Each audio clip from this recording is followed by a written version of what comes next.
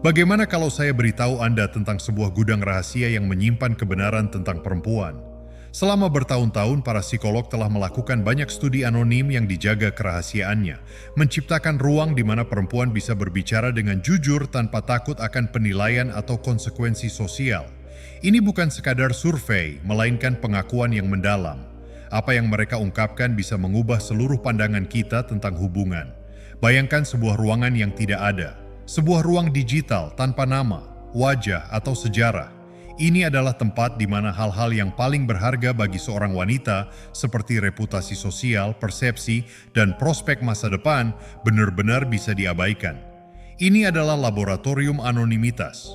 Meskipun bukan tempat fisik, ini adalah kondisi psikologis yang diciptakan oleh para peneliti yang berani mengajukan pertanyaan yang dianggap terlalu sensitif oleh masyarakat. Salah satu proyek yang paling terkenal adalah proyek Janus, yang dilakukan di sebuah universitas di Eropa pada awal 2000-an, dinamai menurut Dewa Romawi yang memiliki dua wajah. Premisnya sederhana namun sangat menarik, menggunakan enkripsi tingkat militer dan jaringan peer-to-peer untuk menciptakan forum digital di mana perempuan yang semuanya terverifikasi bisa bertanya dan menjawab pertanyaan apapun dengan aman dan tanpa jejak. Identitas mereka diacak dan disimpan dalam basis data yang berbeda, sehingga bahkan para peneliti utama pun tidak bisa menghubungkan sebuah pernyataan dengan individu tertentu. Ini adalah pengakuan yang sangat mendalam. Selama 2 tahun, lebih dari 200 wanita berpartisipasi, dan hasilnya bukanlah narasi feminisme modern yang terencana dan penuh kesadaran, melainkan sesuatu yang lebih kuno, lebih terstruktur, dan bagi mereka yang melihat data agregat tersebut sangat mengejutkan. Psikolog utama proyek Dr. R.S. Thorne menulis dalam kesimpulan yang dirahasiakan, namun kemudian bocor, kami tidak menciptakan forum untuk opini jujur. Kami membuka katup tekanan pada keinginan yang terpendam selama bertahun-tahun dan kebenaran yang strategis. Persona yang ditampilkan kepada masyarakat adalah sebuah karya seni yang luar biasa. Persona yang terungkap di sini adalah cetak birunya. Mari kita coba visualisasikan salah satu pengakuan menarik ini, sebuah kisah yang terpendam dalam data. Seorang peserta yang menggunakan nama Eko 7 berbagi tentang pertunangannya. Di mata dunia, dia adalah tunangan yang sempurna, penuh kasih, suportif, dan merencanakan pernikahan yang sederhana. Namun, dalam kebebasan anonim, dia menulis, cincin itu adalah penjara. Dia merasa harus mengatakan iya karena itu adalah langkah yang logis. Dia adalah pria yang baik, stabil, dan dia pasti akan menjadi ayah yang hebat. Tapi saat dia menciumku, aku tidak merasakan apa-apa, bahkan kurang dari itu. Yang aku rasakan hanyalah ketakutan yang tenang. Aku teringat pada mantanku yang penuh masalah yang pernah menghancurkan hatiku, dan daya tariknya terasa seperti obat terlarang. Sentuhan tunanganku tidak membuatku jijik, hanya terasa seperti transaksi bisnis. Aku akan menikah dengannya, aku akan memiliki anak-anaknya, dan mungkin aku akan setia. Namun percikan yang mereka bicarakan di film-film itu padam dengan keputusan yang kurang tepat dari diriku. Kini aku memilih keamanan dan berusaha menunjukkan cinta yang pantas dia dapatkan. Ini bukan hanya satu cerita, ini adalah pola. Perbedaan antara penyedia yang aman dan gairah yang penuh gejolak muncul dalam lebih dari 60% diskusi tentang hubungan jangka panjang. Daya tarik emosional di sini bukan hanya tentang kejutan, tetapi juga tentang rasa keandalan yang kadang terasa menghancurkan bagi setiap pria yang merasa seperti sekadar kotak centang. Langkah logis selanjutnya bukannya objek keinginan yang tulus. Disinilah kegembiraan pertunjukan bertemu dengan kenyataan di balik layar. Namun, untuk benar-benar memahami makna pengakuan modern ini, kita perlu melihat ke masa lalu. Anonimitas bukanlah hal baru. Salah satu contohnya adalah surat tersegel atau buku harian pribadi yang ditujukan untuk abu atau kuburan. Mari kita lihat Mabel Loomis Todd, bukan hanya karena tulisannya tetapi juga karena kepercayaan yang ia jaga. Di akhir abad ke-19, ia menjadi editor pertama puisi Emily Dickinson. Namun yang lebih menarik, ia adalah tempat curahan hati bagi banyak wanita di Amherst, Massachusetts. Dalam jurnal pribadinya, ia menceritakan bagaimana wanita-wanita yang sudah menikah dan berpangkat tinggi membagikan penyesalan terdalam mereka. Bukan tentang masalah dalam pernikahan, tetapi tentang kemudahan menikah. Mereka mengungkapkan bahwa suami-suami yang sopan dan terhormat yang dipilih oleh keluarga mereka justru membawa kebosanan yang menghancurkan jiwa. Gairah mereka seringkali diarahkan ke hubungan yang terlarang, persahabatan yang mendalam, bisa jadi romantis dengan wanita lain atau obsesi terhadap pria-pria karismatik yang tidak bisa diandalkan di komunitas mereka. Pengakuan-pengakuan ini yang seharusnya dibakar justru tersimpan karena kecelakaan sejarah. Pengakuan-pengakuan ini mengungkapkan sebuah kebenaran. Penampilan feminitas pada masa Victoria adalah sebuah sangkar. Dalam anonimitas, mereka mengakui keinginan untuk mengguncang sangkar tersebut. Kesamaan dengan Eco 7 sangat mencolok. Teknologi mungkin berubah, tetapi perhitungan yang mendasarinya, keamanan versus gairah, kewajiban versus keinginan, tetap relevan dari waktu ke waktu. Sekarang mari kita lihat datanya. Proyek Janus bukanlah satu-satunya. Sebuah meta-analisis yang diterbitkan pada tahun 2012 dalam Jurnal Kepribadian dan Psikologi Sosial berjudul Efek Disinibisi dari Anonimitas yang Dirasakan dalam Pengungkapan Intim mengumpulkan hasil dari 27 studi independen. Metodologi yang digunakan bervariasi. Beberapa menggunakan kuesioner buta ganda, yang lain menggunakan forum web gelap, dan ada juga yang menggunakan teknik proyektor rusak dalam kelompok fokus, di mana para wanita diberitahu bahwa jawaban mereka anonim karena kegagalan teknis. Temuan keseluruhannya konsisten. Dalam kondisi anonimitas yang dirasakan, pengungkapan wanita tentang strategi perkawinan menunjukkan peningkatan 300% dalam apa yang disebut para peneliti sebagai pragmatisme utilitarian dan penurunan 70% dalam penyebutan cinta romantis sebagai motivator utama untuk komitmen dibandingkan dengan tanggapan mereka yang tidak anonim. Mari kita pikirkan sejenak. Ketika orang merasa tidak ada yang mengawasi, bahasa hati digantikan oleh kalkulus seorang ahli strategi. Ini bukan tentang misogini, ini adalah metrik. Ini adalah data mentah dari perilaku adaptif yang terlepas dari kemasan sosialnya. Berikut adalah kisah lain dari medan perang digital yang penuh dengan kejutan dan inspirasi yang mungkin tampak menyimpang. Dalam narasi ini, seorang peserta yang dikenal dengan nama Siren Cole merinci apa yang dia sebut sebagai rotasi. Dia adalah seorang profesional yang sangat sukses di akhir usia 20-an dengan kehidupan yang terlihat sempurna di permukaan. Dalam unggahannya, dia menjelaskan bagaimana dia mempertahankan 3 pria secara bersamaan dan dengan tegas menyatakan bahwa ini bukanlah bentuk perselingkuhan. Sebaliknya, dia berpendapat bahwa ini adalah sebuah portofolio yang dirancang khusus untuk memenuhi berbagai kebutuhannya. Dia menulis, pria pertama adalah penyedia. Dia lebih tua dan sudah mapan, selalu membayari makan malam yang mewah dan berbicara tentang investasi masa depan. Namun dia cukup membosankan. Pria kedua adalah trofi. Dia tampan, bugar, dan sangat hebat di ranjang, tetapi praktis tidak punya uang. Berada di sampingnya membuatku merasa berkuasa. Pria ketiga adalah penyerap emosi. Dia adalah teman yang selalu ada untuk mendengarkan keluh kesahku tentang pria pertama dan kedua, yang selalu memvalidasi perasaanku dengan perhatian yang konstan dan menenangkan. Dia sangat eksplisit dalam perannya. Tidak ada dari ketiga pria ini yang tahu tentang keberadaan satu sama lain, dan Siren Cole sama sekali tidak berniat untuk memilih di antara mereka. Masing-masing pria ini memiliki fungsi utilitarian yang berbeda dalam hidupnya. Inspirasi yang bisa diambil dari kisah ini, seberapa kelam pun adalah kejelasannya. Siren Cole bukanlah penjahat dalam sebuah drama. Dia adalah seorang aktor rasional yang beroperasi dalam sistem yang tampaknya tidak memiliki aturan. Dia mengoptimalkan berbagai bentuk modal finansial, genetik, dan emosional dengan cara yang sangat efisien. Bagi penonton pria, cerita ini mungkin terdengar seperti pukulan telak, tetapi sekaligus juga merupakan panggilan untuk bangkit. Kisah ini mengubah dinamika kencan modern yang seringkali membingungkan dan menyakitkan akibat kegagalan pribadi menjadi sebuah permainan sistemik. Agar bisa memenangkan permainan ini, seseorang harus memahami aturan sebenarnya yang sedang dimainkan, bukan sekadar aturan yang tampak di permukaan. Kita perlu mendasarkan pemahaman ini pada fakta sejarah yang mengejutkan. Sebuah studi kasus menunjukkan bahwa pola perilaku ini sudah ada sejak zaman kuno. Mari kita lihat periode Heian di Jepang yang berlangsung dari tahun 794 hingga 1185 M. Masyarakat di kalangan istana saat itu sangat terobsesi dengan kerahasiaan dan keindahan puisi. Wanita-wanita di istana kekaisaran hidup dalam bayang-bayang, dengan wujud fisik mereka seringkali tersembunyi dari pandangan umum.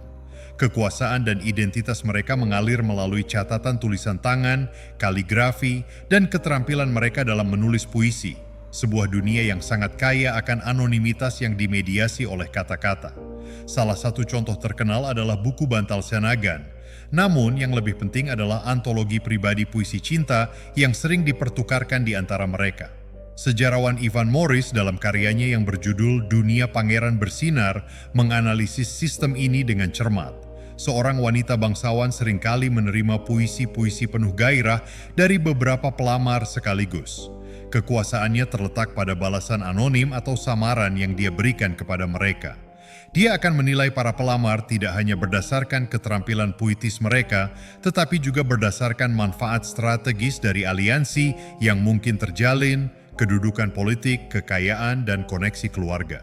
Puisi yang penuh gairah dari seorang kurir berpangkat rendah mungkin akan mendapat balasan yang dingin dan meremehkan, sementara puisi yang canggung dari seorang menteri berkuasa bisa jadi akan mendapatkan respons yang mewah dan menggembirakan. Seluruh ritual pendekatan ini adalah permainan kata-kata bertopeng, di mana wanita yang terlindungi oleh layar dan nama samaran menjadi ahli strategi utama yang mengalokasikan perhatian mereka berdasarkan perhitungan dingin tentang keuntungan yang bisa didapat. Kesamaan antara siren call dan portofolionya yang dioptimalkan tidak bisa disangkal. Media mungkin telah berevolusi dari kertas puisi beraroma menjadi DM terenkripsi, tetapi inti strategis dari interaksi ini tetap terawetkan, bertahan dalam getah pohon selama 1000 tahun. Inilah keandalan sejarah yang mengkonfirmasi kecurigaan kita yang paling gelap dan juga paling dapat diandalkan. Paruh pertama perjalanan kita ke laboratorium anonimitas ini telah menunjukkan kepada kita pengaturan, presiden historis, dan pengakuan pribadi yang sangat mengejutkan. Kita telah menyelidiki alasan di balik pertunjukan tersebut. Namun ini hanyalah permukaan dari apa yang sebenarnya ada. Sebab pengakuan yang paling menghancurkan dalam studi ini bukanlah tentang strategi secara abstrak, melainkan tentang kita sendiri. Kriteria spesifik, brutal, dan tanpa kompromi yang diterapkan oleh wanita ketika menilai nilai seorang pria. Setelah filter dimatikan, kata-kata apa yang mereka gunakan, sifat-sifat apa yang mereka ejek, kualitas apa yang diam-diam mereka puji, dan yang terpenting apa artinya semua ini bagi pria biasa yang berusaha menavigasi dunia feminitas yang ditampilkan dengan cara yang kompleks ini. Sekarang kita beralih dari hal umum ke hal yang sangat spesifik. Kita akan mengungkap leksikon sebenarnya dari penilaian anonim, hierarki 5 tingkat pria yang muncul dari data. Sebuah hierarki yang begitu mentah sehingga diberi label beracun dan dikubur oleh lembaga yang mendanai penemuannya. Anda akan mempelajari satu sifat pria yang paling sering diakui yang memicu penghinaan langsung dari wanita dan sifat yang tampaknya tidak signifikan yang diam-diam mendapat rasa hormat tertinggi. Laboratorium anonimitas tidak hanya mengungkapkan strategi, ia menerbitkan buku aturan yang tidak terucapkan, dan buku aturan itulah yang akan kita buka selanjutnya. Pengakuan yang telah kita lihat sejauh ini adalah kerangka kerja, arsitektur strategis. Tetapi cetak biru tidak berguna tanpa pengukuran spesifik. Kekuatan sejati data anonim yang mengubah dunia tidak terletak pada mengetahui bahwa sebuah perhitungan sedang dibuat, tetapi dengan mengetahui metrik pasti yang digunakan ketika performa sosial berakhir, ketika rasa takut dicap dangkal atau menghakimi menguap, bahasa apa yang digunakan perempuan. Hierarki nilai laki-laki apa yang muncul dari kekosongan yang tidak tersaring? Jawabannya lebih sederhana dan lebih brutal daripada yang bisa Anda bayangkan. Itu menyatu menjadi struktur 5 tingkat yang muncul dengan konsistensi sedemikian rupa di berbagai studi, dari Project Janus hingga jajak pendapat Universitas Anonim hingga analisis data forum khusus perempuan sehingga membentuk meriam rahasia. Ini bukan hierarki aplikasi kencan atau percakapan makan malam yang sopan. Ini adalah spreadsheet internal yang terungkap. Mari kita beri label dari bawah ke atas. Di dasarnya, tingkat pertama, yang tak terlihat. Ini adalah laki-laki yang digambarkan bukan dengan kebencian, tetapi dengan ketidakpedulian yang sangat mengganggu. Dalam transkrip mereka adalah latar belakang, wallpaper, pria baik di tempat kerja yang namanya selalu saya lupakan. Seorang peserta, Valkyrie, menulis tentang perjalanan pulang pergi kerjanya setiap hari. Mungkin ada 50 pria yang saya lewati, 49 adalah objek lingkungan. Mereka tidak memiliki jenis kelamin, tidak memiliki kehadiran. Mereka adalah rintangan dengan kaki. Yang ke-50 adalah orang yang, karena suatu alasan mataku mengikutinya setengah detik lebih lama. Dia telah menembus perisai tak terlihat. Pukulan emosional di sini adalah kejutan yang sangat menggema bagi setiap pria yang pernah merasa tidak terlihat, yang telah mencurahkan upaya untuk bersikap sopan, membantu, dan tidak mengancam, hanya untuk menyadari bahwa perilaku seperti itu dalam perhitungan mentah dapat membuat Anda menjadi bukan entitas. Data menunjukkan bahwa kebaikan saja bukanlah tangga keluar dari tingkat 1. Itu adalah semen lantai itu sendiri. Tingkat 2, utilitas. Disinilah spons emosional dari bagian terakhir kita berada, tetapi lebih luas. Orang-orang ini terlihat, tetapi mereka didefinisikan oleh satu tujuan fungsional. Mereka adalah teknisi IT yang memperbaiki laptopku, teman yang punya truk, pria yang memberikan nasihat karier yang bagus, pria pendukung emosional. Pengakuan tentang tingkat ini diwarnai dengan kasih sayang yang merendahkan, tetapi juga kejelasan transaksional yang mencolok. Sebuah kisah mengejutkan dari forum anonim yang sekarang sudah tidak aktif lagi bernama Cloister menggambarkan hal ini. Seorang wanita menceritakan bagaimana dia mempertahankan persahabatan selama 6 tahun dengan seorang pria yang menurutnya secara fisik tidak menarik. Dia menulis, "Dia adalah antidepresan manusia saya. Setiap kali rasa percaya diri saya rendah karena pria yang saya sukai memperlakukan saya dengan buruk, saya makan malam dengannya. Dia mendengarkan. Dia membenarkannya. Dia bilang aku luar biasa. Aku pergi dengan perasaan segar kembali. Dia jatuh cinta padaku. Menurutku itu kejam. Aku tahu, tapi fungsinya terlalu berharga untuk dilepaskan. Dia seperti selimut hangat yang bisa diajak bicara. Kekejaman itu tidak dilakukan dengan gembira, melainkan dengan keandalan yang mengerikan dan tanpa emosi. Ini adalah kejutan karena dipandang bukan sebagai manusia, melainkan sebagai alat untuk pengaturan emosional atau praktis. Inspirasinya, betapapun anehnya, adalah kejernihan yang dingin. Dalam kerangka ini, kegunaan tanpa daya tarik memberi Anda peran, tetapi secara permanen membatasi Anda dari wilayah keinginan sejati. Kini kita sampai pada garis penting, garis pemisah yang besar. Tingkat ketiga, penyedia layanan. Ini adalah tingkatan yang paling disalahpahami dan dimitoskan. Dalam data anonim tersebut, dia bukan sekadar pria yang punya uang. Dia adalah perwujudan dari stabilitas, keamanan, dan legitimasi sosial. Dia adalah tipe suami idaman. Pengakuan-pengakuan di sini adalah tempat di mana penampilan hubungan publik paling jelas terpisah dari penilaian pribadi. Ingat kembali Eko 7 dan tunangannya. Dalam kasus lain, seorang peserta Athena menggambarkan pacarnya yang sudah lama menjalin hubungan dengannya. Dia menulis, dia memenuhi semua kriteria, karier bagus, keluarga baik, tidak pernah meninggikan suara, mengingat ulang tahun ibuku. Orang tuaku sangat menyayanginya, teman-temanku iri dengan betapa teguhnya dia. Dan ketika aku memikirkan menghabiskan 40 tahun berikutnya bersamanya, aku merasakan keputusasaan yang sunyi dan pengap. Rasanya seperti memilih sel penjara yang didekorasi dengan indah dan sangat aman. Sang pencari nafkah menginspirasi rasa hormat, rasa terima kasih, bahkan kasih sayang. Tetapi leksikon anonim itu sangat tidak memuat kata-kata gairah, nafsu, atau kerinduan. Dia adalah kesimpulan yang logis. Paralel historisnya sangat mencolok. Lihatlah kontrak pernikahan komersial kaum borjuis Eropa abad ke-18 di mana mas kawin dan pendapatan tahunan dicantumkan dengan ketelitian hukum dan surat-surat antar saudara perempuan mengungkapkan fokus pada kenyamanan rumah tangga dan kehormatan nama, sementara buku harian pribadi membisikkan kesepian dan novel-novel romantis dilahap secara diam-diam. Sang pencari nafkah adalah landasan arsitektur masyarakat, tetapi dalam hati yang anonim dia jarang menjadi objek pilihan yang ganas dan irasional. Melintasi jurang membawa kita ke tingkat 4, kegembiraan. Ini adalah ranah daya tarik yang kacau. Pria-pria ini digambarkan dengan kosakata yang sama sekali berbeda, elektrik, tidak terduga, adiktif, berbahaya. Nilai mereka bukan terletak pada stabilitas mereka, tetapi pada intensitas pengalaman emosional dan fisiologis yang mereka berikan. Data dari studi kontroversial tahun 2017 tentang persepsi nilai pasangan di bawah anonimitas menemukan bahwa ketika menggambarkan pria yang secara fisik menarik bagi mereka di luar komitmen, wanita menggunakan kata-kata yang terkait dengan adrenalin, jantung berdebar, kupu-kupu di perut, lebih dari 400% lebih sering daripada ketika menggambarkan pasangan yang berkomitmen. Sebuah kisah gila dari pinggiran data Janus memperkuat hal ini. Seorang peserta, Kaliper, mengaku berselingkuh selama bertahun-tahun dengan seorang pria yang menurut deskripsinya sendiri adalah bencana. Dia tidak dapat diandalkan, tidak stabil secara finansial, dan tidak tersedia secara emosional. Dia akan menghilang selama berbulan-bulan lalu mengirimiku pesan teks pukul 2 pagi dengan satu pesan saja, antrean, dan aku akan selalu pergi. Keintiman itu transendental. Ini bukan hanya fisik, ini tentang fakta bahwa dia tidak membutuhkanku. Pacarku yang stabil dan baik membutuhkanku untuk menjadi anaknya. Pria ini adalah bintangnya sendiri yang bergemuruh, dan aku hanyalah planet yang terperangkap dalam gravitasinya ketika dia lewat. Dipilih olehnya bahkan untuk sesaat terasa seperti hadiah yang telah kumenangkan melawan wanita lain. Ini adalah saat paling hidup yang pernah kurasakan.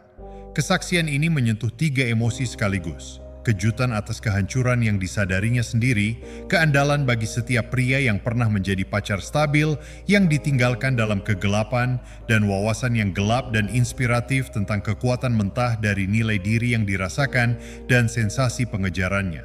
Akhirnya, tingkat kelima yang terintegrasi. Ini adalah kategori paling langka dan paling mitos yang disebutkan dalam bisikan, bahkan secara anonim.